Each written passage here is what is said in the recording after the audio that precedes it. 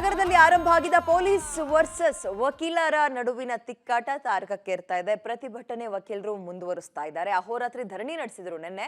ಇವತ್ತು ವಿಧಾನಸೌಧ ಚಲೋ ನಡೆಸ್ತೀವಿ ಅಂದ್ರು, ಬಟ್ ಅದನ್ನ ಪೋಸ್ಟ್ಪೋನ್ ಮಾಡ್ಕೊಂಡಿದ್ದಾರೆ. ಮತ್ತು ಇವರ ಈ ಪ್ರತಿಭಟನೆಗೆ ಅಂದ್ರೆ ನಿಮ್ ಜೊತೆ ನಾವಿರ್ತೀವಿ, ಮುನ್ನಡಿರಿ, ಕೈ ಬಿಡಕ್ಕೆ ಹೋಗ್ಬಿಡಿ ಪ್ರತಿಭಟನೆ ಅನ್ನೋ ರೀತಿಯಲ್ಲಿ ಮೈತ್ರಿ ನಾಯಕರು ಕೂಡ ವಕೀಲರ ಸಂಘಕ್ಕೆ ಸಪೋರ್ಟ್ ಕೊಡ್ತಾ ಇದ್ದಾರೆ. ಸೊ ಹಾಗಾದ್ರೆ ಇವತ್ತಾಗುವಂತಹ ಬೆಳವಣಿಗೆಗಳು ಹೇಗಿರ್ಬೋದು ನೋಡ್ತಾ ಹೋಗೋಣ.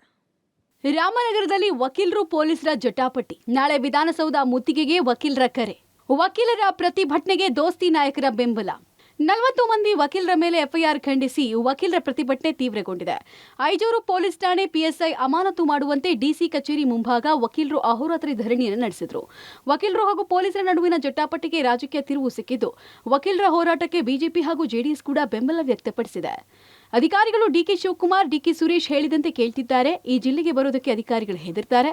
ಎಸ್ಪಿ ಮನಸ್ಸು ಮಾಡಿದ್ರೆ ಅರ್ಧ ಗಂಟೆಯಲ್ಲಿ ಸಮಸ್ಯೆಯನ್ನ ಬಗೆಹರಿಸಬಹುದಿತ್ತು ಅಂತ ಸಿಪಿವೈ ಕಿಡಿಕಾರಿದ್ದಾರೆ.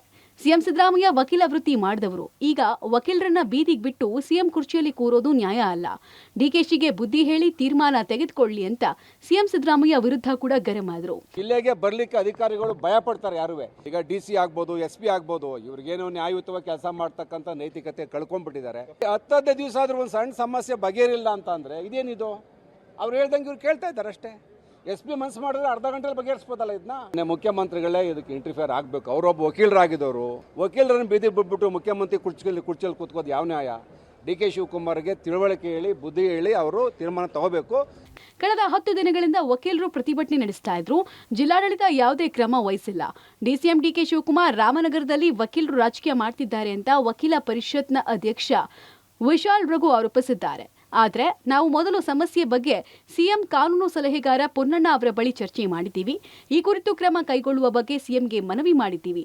ಆದರೆ ಈವರೆಗೂ ಯಾವುದೇ ಕ್ರಮ ಆಗಿಲ್ಲ. ಹಾಗಾಗಿ ವಿಧಾನಸೌಧ ಚಲೋಗೆ ಕರೆ ಕೊಡ್ತಾ ಇದ್ದೀವಿ ಅಂದ್ರು. ಹಗಲು ರಾತ್ರಿ ಅಂದನೆ ನಾವು ಇಲ್ಲೇ ಹಾಸಿಗೆ ಹಾಸ್ಕೊಂಡು ಮಲಗಿದ್ರು ಕೂಡ ಯಾರು ನಮ್ಮನ್ನು ಕೇಳೋ ಪರಿಸ್ಥಿತಿ ಇಲ್ಲ.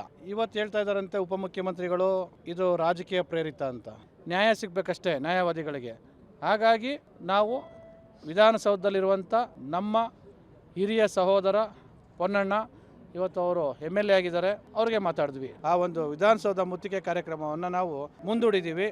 ಹಾಗಾಗಿ ಇವತ್ತಿನ ದಿನದಲ್ಲಿ ನಮಗೆ ನ್ಯಾಯ ಸಿಗ್ಬೋದೇನೋ ಅಂತ ನಾವು ಕಾಯ್ತಾ ಇದ್ದೀವಿ. ಒಟ್ಟಾರೆ ರಾಮನಗರ ಜಿಲ್ಲೆಯ ವಕೀಲರು ಹಾಗೂ ಪೊಲೀಸರ ನಡುವಿನ ಸಮರ ಮುಂದುವರೆದಿದ್ದು, ಈ ಬಗ್ಗೆ ಸದನದಲ್ಲೂ ಕೂಡ ಚರ್ಚೆಯಾಗಿದ್ದು, ಸರ್ಕಾರ ವಕೀಲರ ಮನವಿಗೆ ಸ್ಪಂದನೆ ಕೊಡುತ್ತಾ ಅನ್ನೋದನ್ನ ಕಾದು ನೋಡಬೇಕು. Vinay, public TV, Ramanagara.